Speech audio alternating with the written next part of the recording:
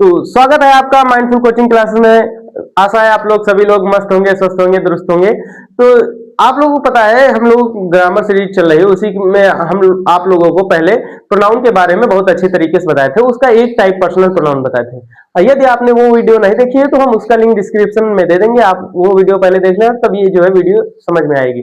तो आज हम जो है प्रोनाउन के बचे हुए जो जितने सारे टाइप्स थे उनके बारे में जो है बात करेंगे। तो यहाँ पर जो मुख्य 6 टाइप्स प्रोनाउन के होते हैं उनके बारे में जो बताया गया था, जिसमें पर्सनल प्रोनाउन हमने पिछली वीडियो में बहुत अच्छे से समझाया था। अब जो है बात रही प्रोसेसिव प्रोनाउन की, रिफ्लेक्सिव प्रोनाउन की और डोमिनेस्ट्रेटिव प्रोनाउन की, और फिर इंट्रोगेटिव और इंडिफिनाइट प्रोनाउन की। अब इन सभी प्रोनाउन के बारे में हम एक एक करके बहुत ही अच्छे तरीके से समझेंगे कि किस प्रोनाउन में क्या चीज बताई गई है, कौन सा प्रोनाउन किसके लिए लगाया जाता है, तथा किस प्रोनाउन में हम कौन से एग्जांपल्स के प्रयोग करते हैं। सारे एग्जांपल के तौर पर सभी के हम कुछ कुछ एग्जांपल करवाएंगे। आप भी उसके बाद इन सभी प्रोनाउन जो टाइप्स हैं इन सभी का आप अध्ययन करिएगा अच्छे से, बहुत ही अच्छे से समझ में आएगा। तो आपका इसके बाद से जो प्रोनाउन वाला टॉपिक है वो एकदम अच्छे से क्लियर हो जाएगा। तो ये जो है सारे टाइप्स हैं, इनके बारे में अब हम एक एक टाइप के बारे में आपको अच्छे समझाएंगे। जैसे हमने पर्सनल प्रोनाउन के बारे में पिछली वीडियो में समझाया था, तो वो आप जाके देख लेना। आज जो है possessive pronoun, reflexive, demonstrative, interrogative, indefinite, इन सभी प्रोनाउनों के बारे में बहुत ही अच्छे तरीके से समझेंगे। तो चलिए हम स्टार्ट करते हैं प्रोसेसिव प्रोनाउन से। करो दो। तो चलिए अब हम जो है इसका जो पहला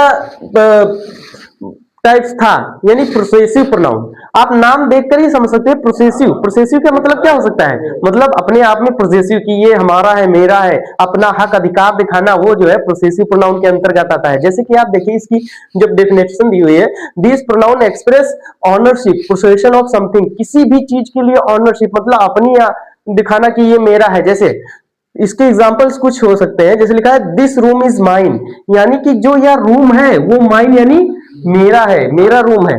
तो इसमें माई नहीं लगा, माई तब लगता अगर ये पहले होता कि यह मेरा रूम है तो दिस इज माई रूम, लेकिन यहां पर लिखा है यह रूम मेरा है, यानी कि दिस रूम इज माइन, यानी कि यह मेरा। तो यहां पर जो माइन है उसका मतलब मेरा है, तो वो क्या कर रहा है, इस पर कोई अधिकार दिखा रहा है, अपना हक दिखा रहा है कि ये जो है मेरा है। उसी प्रकार से इसमें जो दूसरा दिया है, the car that got damaged was Harsh, जो कार डैमेज हुई है वो किसकी है, वो उसकी है, उसकी, यानी पर हर किसके लिए लगता है, लड़की के लिए, है ना।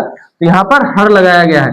अगर ये सब्जेक्ट के तौर पर होता तो हर नहीं लगता, तब क्या लगता, सी लगता। लेकिन ये जब ऑब्जेक्ट के तौर पर पीछे दिया हुआ है उसमें क्या लगेगा, हर लगेगा, है ना, क्योंकि यह जो है इसमें प्रोसेसिव प्रोनाउन के अंतर्गत आता है, ये ऑनरशिप और पोसेशन दिखाता है ना। उसी प्रकार इसका जो तीसरा एग्जांपल दिया हुआ है, दिस लैंड इज दियर्स, या जो जगह है या जो लैंड है या जो भूमि है वो उनकी है ना, दियर्स यानी उनकी।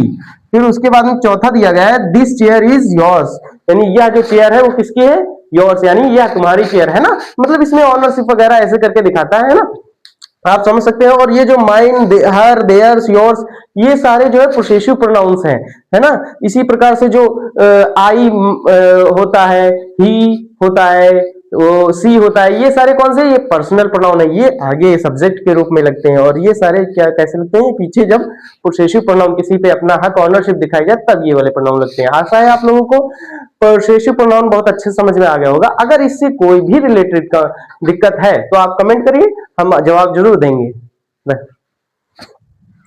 तो अब जो है हम इसके अगले वाला जो भी टाइप है उसके बारे में बहुत अच्छे से सीखेंगे। इसका जो है अगला पार्ट जो था, अगला टाइप था, उसके बारे में बात कर लेते हैं, रिफ्लेक्सिव प्रोनाउन। अब रिफ्लेक्सिव प्रोनाउन क्या होता है? रिफ्लेक्सिव प्रोनाउन वो प्रोनाउन होता है, reflexive pronoun are those pronouns which refer back to the subject in a sentence, यानी कि किसी भी वाक्य में, एक वाक्य में जो सब्जेक्ट होता है उसी के बारे में आगे चल के रेफर किया जाता है, उसी के बारे में बताया जाता है, उसे क्या कहते हैं, रिफ्लेक्सिव प्रोनाउन। इसके कुछ जो एग्जांपल्स हैं उसके तौर पे आपको बहुत अच्छे से समझ में आएगा।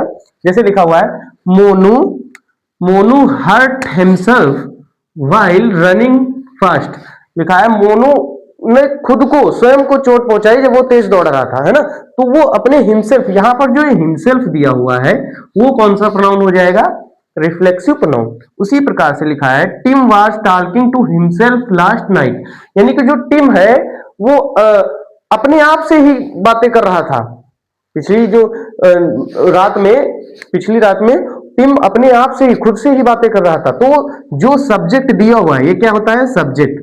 सब्जेक्ट को ही रिफर करता है ना, सब्जेक्ट के बारे में ही बात करता है, उसी के बारे में अकेले अकेले ही बात करता है, यानी हिमसेल्फ।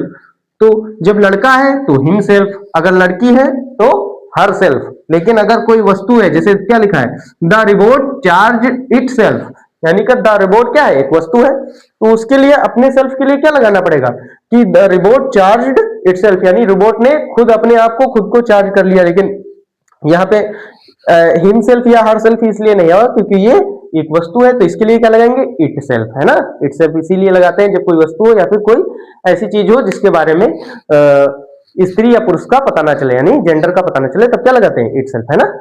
तो उसके बारे में यहाँ पर जो है हमने आपको कुछ रिफ्लेक्सिव प्रोनाउन के जो टाइप्स उदाहरण है उसके बारे में दिया। जैसे आई के लिए क्या लगाएंगे, माई सेल्फ, है ना। अगर आई सब्जेक्ट में लगा हुआ है तो वहां पर, है ना, जैसे कि मैंने खुद से पढ़ाई की, है ना, तो ऐसे करके आई के साथ जब खुद से की तो माई सेल्फ लगा जाएगा। अगर वी लिखा है तो आवर सेल्फ्स। अब यहां पर आप देखिए वी के साथ सेल्फ्स हो गया, यानी एफ हटा दिया गया, क्योंकि वी क्या होता है, वी होता है बहुवचन। तो बहुवचन में जब इसको सिंगुलर से प्लूरल में बदलते हैं तो यहाँ पे जो एफ है वो हट जाता है, उसकी जगह पर वी ई एस लग जाता है ना। ये आपको हम शायद उसमें सिंगुलर प्लूरल वाली वीडियो में समझाए थे। उसके बाद में यू तो योर सेल्फ, ही तो हिम सेल्फ, है ना, ही यानी लड़का तो हिम सेल्फ, सी यानी लड़की तो हर सेल्फ, इट में इट सेल्फ, और दे यानी देम सेल्फ, है ना। यहाँ पे ज्यादा लोग हैं तो देम सेल्फ, है ना। तो हमें आशा करते हैं आप लोग को ये वाला भी जो टाइप है बहुत अच्छे से समझ में आया होगा। अब इसके जो कुछ उदाहरण है आप लोग बहुत अच्छे से तैयार करिए, इसके बारे में अध्ययन करिए 8, 10, 20 सेंटेंसेस के, तब आपको ये रिफ्लेक्सिव प्रोनाउन एकदम बढ़िया अच्छे से समझ में आ जाएगा। तो इसके आगे हम जो अगला प्रोनाउन टाइप का है उसके बारे में बात करते हैं। डोमिनेस्ट्रेटिव प्रोनाउन के बारे में समझेंगे। तो डोमिनेस्ट्रेटिव प्रोनाउन क्या कहता है, तो डोमिनेस्ट्रेटिव प्रोनाउन जो होता है उसे कहते हैं this pronouns point at the person और थिंग दे रिफर टू, यानी कि जिस भी व्यक्ति या वस्तु के बारे में बात की जाती है उसका उल्लेख करता है, वो कौन सा होता है, यानी प्रदर्शनकारी संकेत, प्रदर्शन करने वाला प्रोनाउन, है ना, प्रदर्शनकारी सर्वनाम कह सकते हैं हिंदी में।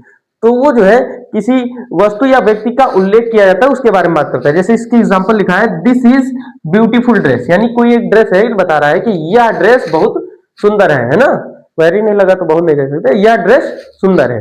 फिर लिखा है that is a vacant house, यानी कि वो यह जो घर है वह घर है, वो क्या है, दैट यानी वह घर है कैसा है, खाली है। फिर लिखा है those are the private boats, कि वो जो बोट है वो सारी क्या है, प्राइवेट है ना, उनके बारे में उल्लेख करता है।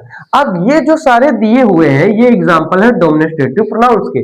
लेकिन अधिकतर जो बच्चे होते हैं वो कंफ्यूज हो जाते हैं डोमिनेस्ट्रेटिव प्रोनाउन और डोमिनेस्ट्रेटिव एडजेक्टिव के बीच, क्योंकि ये जो है एकदम सेम जैसे दिखते हैं। यहाँ पर जो प्रोनाउंस है वो जैसे दिस, दैट, दोस, ये सारे क्या है, प्रोनाउंस है इसके। दिस, दैट और दोस ये सारे प्रोनाउंस है। अब दिस, दैट और दोस इधर भी दिए गए हैं, लेकिन ये प्रोनाउंस नहीं है दिस, दैट और दोस, ये एडजेक्टिव्स हैं।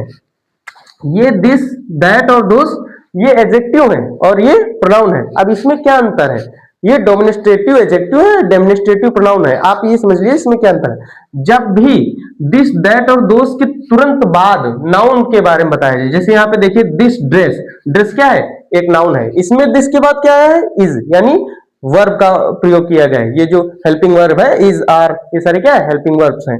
तो जब दिस के बाद हेल्पिंग वर्ब या और कोई चीज आती है तब वो क्या होता है, प्रोनाउन होता है। लेकिन अगर दिस के बाद तुरंत नाउन आ जाता है तब वो क्या होता है, एडजेक्टिव होता है। ये कौन सा एडजेक्टिव है, डोमिनेस्ट्रेटिव एडजेक्टिव, यानी प्रदर्शनकारी विशेषण। यहाँ पे that house is a vacant, यानी अगर यहाँ पे लिखा है दिस ड्रेस इज ब्यूटीफुल, यानी यह जो ड्रेस है वह सुंदर है, लेकिन इसमें क्या था, यह सुंदर ड्रेस है ना। इसमें आप अंतर समझ लीजिए। यहाँ पर जो दिस, दैट और दोज है ये सारे क्या है, एडजेक्टिव है, और यहाँ पे दिस, दैट और जो दोज है वो क्या है, प्रोनाउन है। इसमें जैसे लिखा है that house is a vacant, यानी वह घर खाली है ना। पहले नाउन के बारे में बात कर ली, दैट के तुरंत बाद अगर नाउन लगा है तो वो एडजेक्टिव होगा, है ना। तो ये this that and those adjective है और ये this that and those pronoun है। आशा है कि इसके विषय में आपको थोड़ी भी समस्या नहीं बची होगी। अब अगर कोई भी दिक्कत है तो आप कमेंट कर दीजिएगा, हम फिर से इसके बारे में बहुत अच्छे तरीके से समझा देंगे। अब जो है हम अगले प्रोनाउन की तरफ बढ़ते हैं। तो अब हम इंट्रोगेटिव प्रोनाउंस के बारे में सीखेंगे, प्रोनाउन के बारे में सीखेंगे। इसके बाद एक और टाइप बचा है, उसके बारे में सीख लेंगे बस। तो इंट्रोगेटिव प्रोनाउन क्या कहता है? A pronoun that is asked a question is called a interrogative pronoun. यानी जब किसी भी वाक्य में एक क्वेश्चन के रूप में पूछा जाए तो वह इंट्रोगेटिव प्रोनाउन होता है। तो इसके क्वेश्चन मतलब कोई प्रश्न पूछे कि जैसे आप क्या कर रहे हो, ऐसे करके कोई भी प्रश्न, तो उसके कुछ एग्जाम्पल है, उसको देख लेते हैं। जैसे एग्जाम्पल लिखा है, who is the tallest child in your group. यानी कि आपका जो ग्रुप है, आपका समूह है, उसमें सबसे लंबा बच्चा कौन सा है ना। Tallest child in your group, आपके ग्रुप में सबसे लंबा बच्चा कौन सा है। फिर उसके बाद में यहाँ पर दूसरा जो दिया हुआ है, where are the students going, यानी जो बच्चे हैं वो कहाँ जा रहे हैं, है ना। फिर लिखा है हुज पेन इज दिस, यह पेन किसका है ना। तो ये सारे जो एग्जांपल्स थे वो प्रोनाउन के थे। अब यहाँ पर जो है प्रोनाउन देखिए नाउन की जगह पे यूज किया गया है। जैसे यहाँ पे लिखा है हु, तो यहाँ पे कोई नाउन आनी चाहिए थी, उसके जगह पे यूज किया गया है प्रोनाउन, है ना। तो वेयर, हुज, ऐसे करके इन सभी जो ये सारे प्रोनाउंस दिए हुए हैं, प्रोनाउन दिए हुए हैं, उनकी जगह पे जो है नाउन की जगह पे यूज किया गया है ना। तो प्रोनाउन क्या होता है? नाउन की जगह पे यूज किया जाने वाला शब्द को ही प्रोनाउन कहते हैं। अब यहाँ पर ये जो एग्जांपल दिए हुए हैं ये एडजेक्टिव के हैं। किसके हैं? एडजेक्टिव, यानी इंट्रोगेटिव एडजेक्टिव के। इंट्रोगेटिव एडजेक्टिव क्या करता है? ये भी, ये जो विच दिया हुआ है, ये दोनों विच प्रोनाउन नहीं है, क्या है? एडजेक्टिव है। तो अब हम जो है एडजेक्टिव के बारे में देख लेते हैं कि इसमें इसमें क्या अंतर होता है। ये इंट्रोगेटिव एडजेक्टिव है और ये इंट्रोगेटिव प्रोनाउन है। इसमें क्या होता है कि एडजेक्टिव में which child is the tallest in your group, ये जो है नाउन के बारे में पूछता है ना। जैसे आपको इसमें बताया गया who is the tallest child in your group, इसमें क्या करता है कि वो सीधा नाउन की जगह पे पूछता है कि जो which child is the tallest in your group, आपके जो समूह है उसमें सबसे लंबा बच्चा कौन है ना। तो इसमें जो नाउन के बारे में, जब उसको नाउन के बारे में बताता है, नाउन के व्याख्या करता है ना, इसमें नाउन की जगह पे, इसमें नाउन के बारे में जब बताता है उसके विच चाइल्ड, है ना। इसी पे लिखा है which place are the students going to, कि जो स्टूडेंट्स है वो कहाँ जा रहे हैं, है ना। विच कौन सी जगह जा रहे हैं, which place are the students going to, जो बच्चे हैं, विद्यार्थी हैं, वो किस जगह जा रहे हैं उसके बारे में बात की गई। तो यहाँ पर जो एडजेक्टिव और इंट्रोगेटिव प्रोनाउन है, इनके बारे में आप लोगों को जो अंतर है वो आपको शायद अच्छे समझ में आ गया। इसके बाद जो हमारा लास्ट टाइप बचा है उसके बारे में अच्छे से समझ लेते हैं। तो आज का हमारा जो लास्ट प्रोनाउन का टाइप बचा है उसके बारे में अच्छे से समझ लेते हैं। इंडेफिनिट प्रोनाउन क्या होता है? इंडेफिनिट प्रोनाउन होता क्या है कि the pronoun that do not refer to any specific and particular person और thing are called indefinite pronoun. आप नाम से ही समझिए कि इसमें क्या इनडिफिनिट, यानी कि कोई भी डिफिनिट नहीं है, इनडिफिनिट है। कोई बता नहीं सकता 4 5 6, या कोई डिफिनिट बता ही नहीं सकता कितना, है ना। ये क्या है? इनडिफिनिट है। किसके बारे में? कोई भी व्यक्ति और वस्तु किसी के बारे में मतलब स्पेसिफिक, किसी स्पेसिफिक पर्सन के लिए नहीं दिया गया है, कोई भी हो सकता है। जैसे आप एग्जांपल के तौर पे देखेंगे तो समझ में आएगा। जैसे यहाँ पे लिखा हुआ है everybody wants to be happy. क्या लिखा है? Everybody wants to be happy, यानी जितने भी लोग हैं सभी क्या होना चाहते हैं? खुश, है ना, खुश रहना चाहते हैं। तो इसमें जो wants to be happy everybody लगाया गया है, तो आप ये समझिए प्रोनाउन होने से आपके जीवन में कितना फायदा है। यहां पर अगर एवरीबडी नहीं लगाते, मान लीजिए यहां पर हमारे पास 10 लोग होते हैं और सभी लोग खुश होते हैं, अब हम उनको प्रोनाउन की जगह क्या, हम नाउन की जगह ही तो प्रोनाउन यूज करते हैं, तो उनका नाम सबका लेते हैं कि रोहन, सचिन, सुनीता, रोहित, राहुल इस खुश हैं। लेकिन यहां पर जब एवरीबडी लगा दिया तो जितने भी लोग हो, फिर लाखों हो, करोड़ों हो, 100 हो, 200 हो, कितने भी हो, तो everybody wants to be happy. तो एवरीबडी होने का हमारे जीवन में बहुत फर्क है, बहुत यूज है। इससे हमें सभी लोगों का एक एक नाम नहीं लेना पड़ता है ना, एवरीबडी कह दिया, यानी कि सब लोग। तो ये जो एवरीबडी है इसमें कोई डिफिनेट नहीं है कि 4 लोग होंगे, 6 लोग होंगे, 10 लोग होंगे। 4 भी हो सकते हैं, 6 भी हो सकते हैं, 10 भी होते हैं, 10 करोड़ भी हो सकते हैं, है ना। तो everybody wants to be happy, ये शायद आपको बहुत अच्छे समझिए। यहाँ पे लिखा है someone has stolen my wallet, यानी कि लिखा है, इसका क्या मतलब है कि किसी ने जो है मेरा वॉलेट चुराया है, मेरा जो पर्स है किसी ने चुराया है।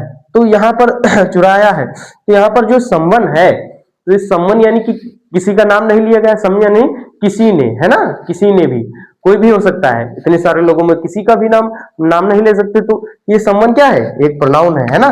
कौन सा प्रोनाउन है, इनडेफिनेट प्रोनाउन। उसी के बाद यहाँ पे लिखा है जो तीसरा हमारा टाइप एग्जांपल है, क्या दिया हुआ है, something is wrong with her, यानी कि जो कुछ तो उसके साथ गड़बड़ है, उसके साथ कुछ तो गड़बड़ है। तो कुछ तो यहाँ पर जो कुछ भी आया है, कुछ तो आया, तो वो क्या है, प्रोनाउन है। क्या है, प्रोनाउन है, ठीक है ना।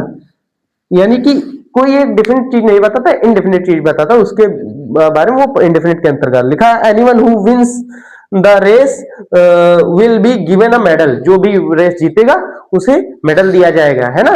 लेकिन इसमें जैसे 100 लोग भाग ले रहे हैं, अब पता नहीं कौन रेस जीते, लेकिन इन्हें पहले बता दिया कि जो रेस जीतेगा उसी को मेडल मिलेगा। अब जो भी रेस जीते, तो एनीवन जो लगाया वो मान लीजिए जिसने रेस जीतने वाला उसकी जगह पे लगा दिया, लेकिन उसका नाम भी नहीं लिया, तो उसमें में से कोई भी हो सकता है ना।